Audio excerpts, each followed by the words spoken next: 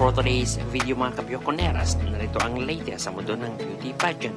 Ginulat tayong lahat pambato ng Miss Universe Thailand 2025, Veena Pravinar Spatil.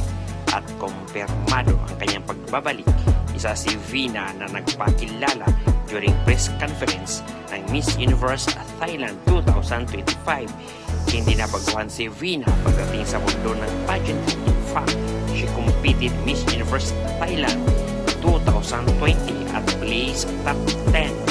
Then competed again 2023 at placed first runner-up na muntik na niyang makuha ang inaasam-asam na crown. Veena is fluent and can speak more languages. 28 years old stunner and born half Thai and half India. Sa kanyang pagbabalik, si Veena na kaya ang maging Miss Universe Thailand 2025. Veena Praveena Singh, Road to Miss Universe Thailand 2025.